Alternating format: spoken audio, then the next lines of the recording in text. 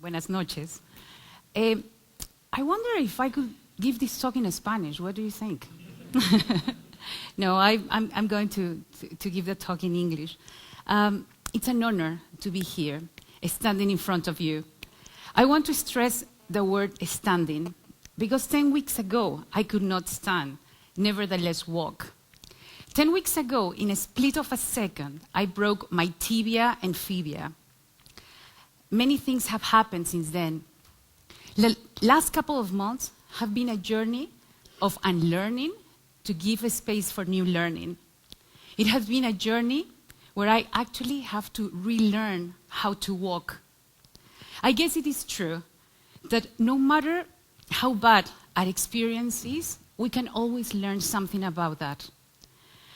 I now believe that things happen for a reason. There are no coincidences. Today I want to share with you a story about shifting perceptions. I want to share with you some ideas about what does it take to know about you, to act in solidarity with you. So, I want to share with you that 30 years ago, in 1983, I came for the first time to this part of the world. I was an exchange student from Peru. I was part of this program that believed that sending young people around the world will actually make a better world, because young people will have fresh eyes to see other realities. And I was one of them. And I was picked from South America, from Peru, to come to Europe. And that was a big thing, because 30 years ago, crossing the Atlantic Ocean was a big trip. It was an intercontinental trip. And I honestly thought back then that it was going to be the first time and the last time that I was going to do that crossing. I had big expectations. I thought about going to England, to France, or to Italy. And I ended here, in Northern Ireland. And the first time, whenever I heard that, I actually asked, where? Because I actually didn't know where was Northern Ireland. And then whenever I realized, I actually say, but you are sending me there? There is quite a lot of violence, there is like conflict, there is like people that are dying there. How am I going to go there? But still, they sent me here. And I arrived more or less around this time, mid-October. And whenever I got here, I hated it.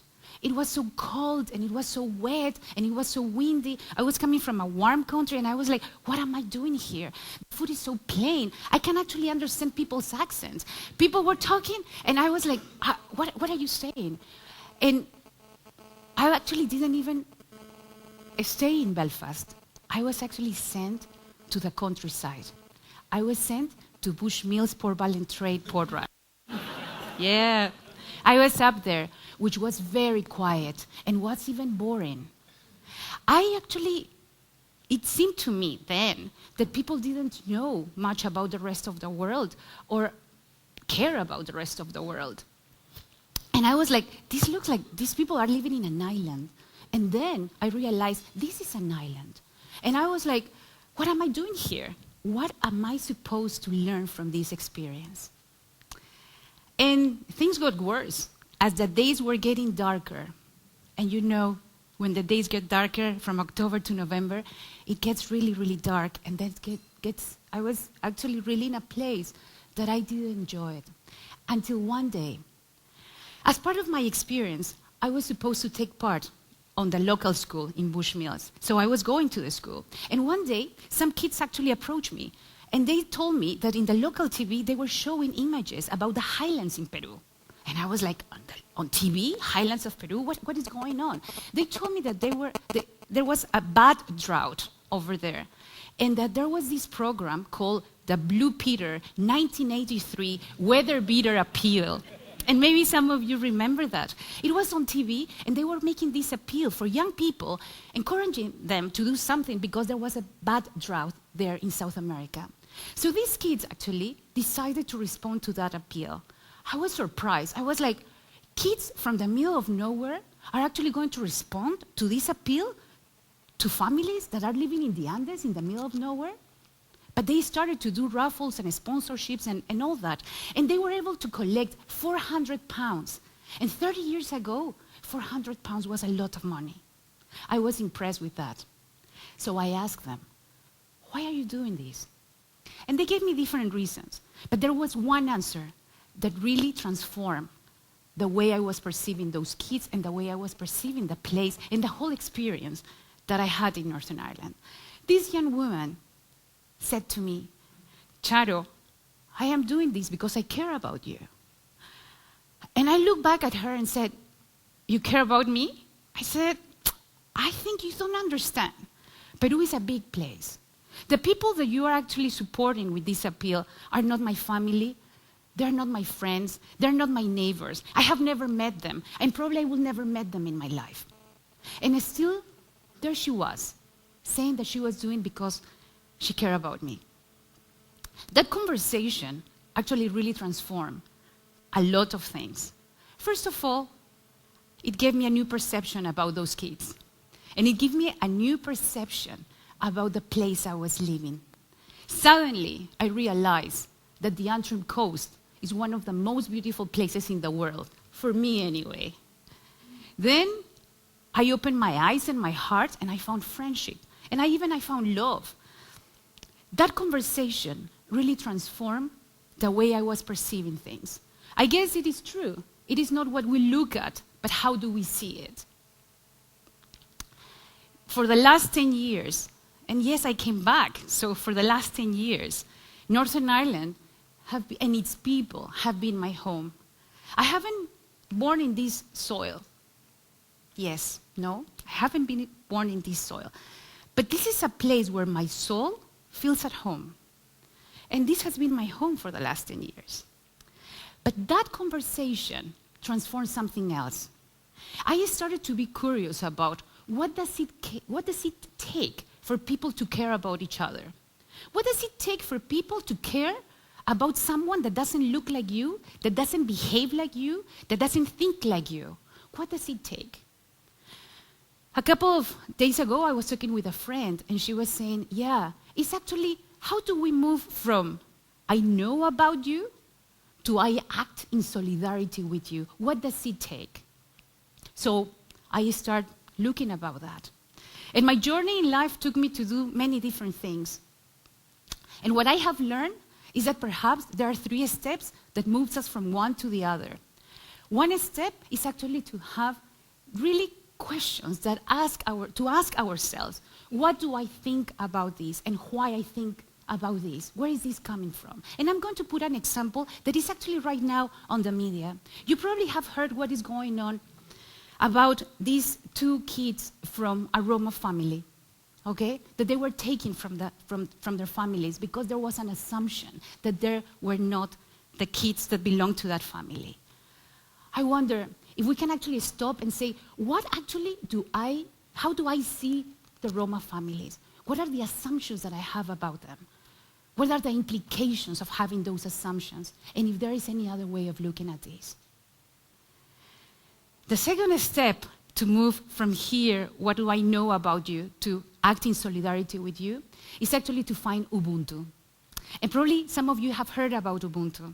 Ubuntu is an African philosophy that speaks about our interdependence. It's about how we are connected. But no, I'm not talking about globalization and social media, because yes, we are connected in that way. But we are connected on what does it mean that I'm connected with you. Ubuntu means I am because you are, because we are. Yo soy porque tú eres, porque nosotros somos. It means the capacity to see clearly what we have in common rather than to focus on the differences.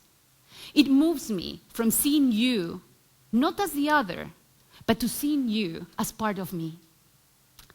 Ubuntu is the interdependence that exists. For example, right now that I am saying these words, I wonder if you can see, hear, and feel the connection that we have, even if I haven't seen you before.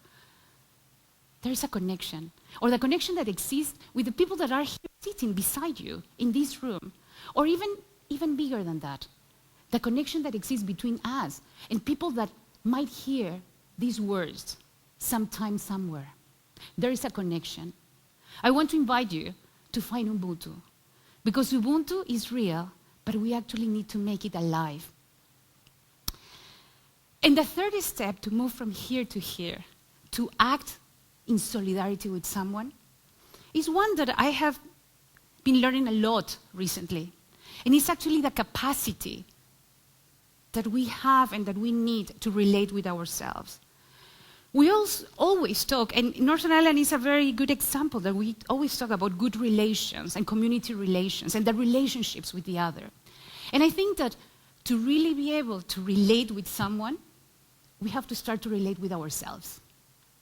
And what I mean by that is the moment that actually we can relate with ourselves with love, compassion, and kindness. The moment that we actually can relate with ourselves without judging ourselves, that is a moment that is going to be a magic moment. The moment, call it magic, vibration, or miracle, whatever you want to call it. But it will be the moment that I can relate with you, really without judging you, and with love and compassion and kindness. So that's what I learned. And that's what I'm committed to continue not only learning, but actually to put into practice. And you see, whenever I fell, remember I started telling that I fell and I broke my bone. I fell in an airport, from all places. It was in the middle of an airport, and I was about to catch a flight. And I was surrounded by many, many strangers. Whenever I fell, the first thing that I thought was like, I have so many things to do. In fact, I need actually to catch that flight. But I was lying on the floor, and someone came. This woman came, and she held my hand. She didn't say anything, but she held my hand. And then someone came, this man, and he gave me his phone, and he said, call whoever you need to call. These two people, with their humanity, they literally held my spirit and my body. It was a moment very special for me. And I didn't have time to ask their names or even to say a proper thank you. And I guess I want to say it now. Maybe they will hear this. I don't know. But that was a very special moment for me. Whenever I was lying in hospital after the surgery, I soon realized that there was going to be, I was not going to be able to do quite a lot of things. And in fact, I could not even look after myself. And I got very frustrated because as I was introduced, I used to think for myself as a social activist, someone that was doing things, always doing. My favorite phrases was, let's do it. We need to do this. Hands on. And I love to do my to-do list. But no, I was lying there and I was like, I really can't do things. I started judging myself badly because of that. Until one day, I realized that my husband, my son, and my daughter, they were loving me, not because of the things that I was able to do or not, but just of who I am. And for me, that was something that really changed, because I realized that it's not about the doing, it's about the being. It took this bone fracture for me to realize that it's about who I am. And today, I am very blessed because I can get up from bed and I can put my feet in a stand. And that is a gift. And I can put one foot in front of the other and I can walk. And that is a joy. I'm committed to live in the present and with gratitude. And I believe that if I can be the best I can be, the doing will cascade. If I can relate with myself, with compassion, with kindness, and without judgment, I'm going to be able to relate with you in solidarity and with humanity. So now, one step at a time, I have relearned how to walk. Gracias.